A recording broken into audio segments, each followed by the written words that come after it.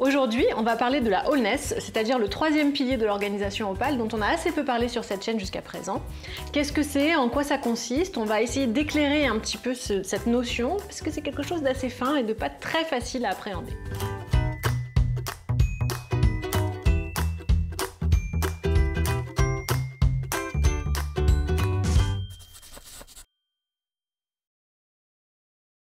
Bonjour à tous et bienvenue sur Open Opale, moi c'est Nina et sur cette chaîne on vous apprend à déconstruire la façon dont vous travaillez pour construire quelque chose de nouveau, de plus efficace, de plus émergent, de plus vivant.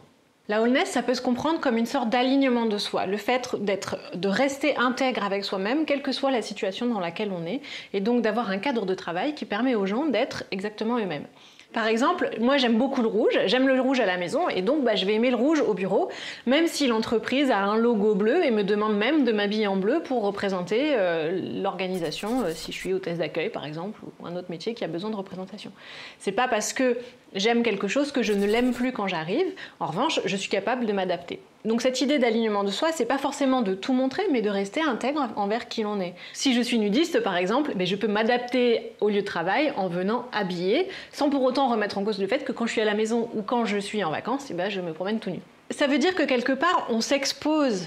On se rend vulnérable. Si je suis nudiste, je m'expose en le disant à être jugé, à être critiqué, à ne pas être compris. Donc la wholeness, ça passe par la vulnérabilité, ça passe par la capacité à s'exposer dans toutes nos failles et dans toutes les choses qui font de nous des gens un peu bizarres et qu'on met de côté habituellement, pas partout, mais dans la grande majorité des environnements de travail, parce que ça fait peur tout simplement. Et c'est là où on a tort en fait, parce que si vous vous rappelez de cette fameuse étude diffusée par Google en 2014 sur toutes ces équipes, le facteur numéro 1 de ces succès de leurs équipes, c'est la sécurité, ce qu'ils appellent psychologique et ce que moi j'appelle ontologique, c'est-à-dire la capacité qu'on a d'être accueilli en tant qu'être pour ce qu'on est. Et donc une équipe qui est performante selon Google, c'est une équipe pour laquelle les membres sont capables d'être vulnérables, de prendre des risques sans que ça remette en cause leur appartenance, leur contribution, leur valeur au sein du groupe.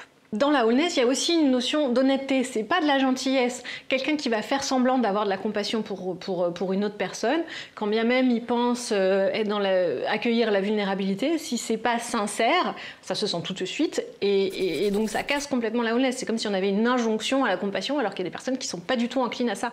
Donc c'est vraiment être en lien constant avec qui l'on est, être OK constamment avec qui l'on est et l'offrir aux autres sans filtre. Dans la wholeness, on cherche vraiment à se rapprocher de ce degré d'acceptation inconditionnelle des personnes pour ce qu'ils sont, pour leur être. Et ça permet quoi? Ça permet aux gens d'arriver et de rentrer en contact avec leur énergie de vie. Ce que les enfants font spontanément quand ils jouent, c'est ce qu'on peut faire quand on travaille, être vraiment complètement souple, dynamique, enjoué envers les tâches qu'on va faire, en étant complètement libre d'être nous-mêmes et de suivre les envies, alors bien entendu en respectant le cadre et les besoins du projet, mais vraiment d'apporter cette énergie de joie positive, de légèreté à l'avancée du projet, ce qui permet de faire déjà un endroit où il est agréable de venir et surtout quelque chose de très fécond. J'espère que ça vous aura plu, que ça vous aura aidé, que vous arrivez à comprendre un petit peu mieux de quoi on parle quand on parle de wholeness. On va passer encore quelques petites vidéos pour essayer de voir en quoi ça consiste un peu plus précisément dans la pratique. Donc je vous attends, vous mettez le petit pouce si vous avez aimé et vous pouvez vous inscrire pour ne pas la rater les prochaines. À bientôt, bye bye!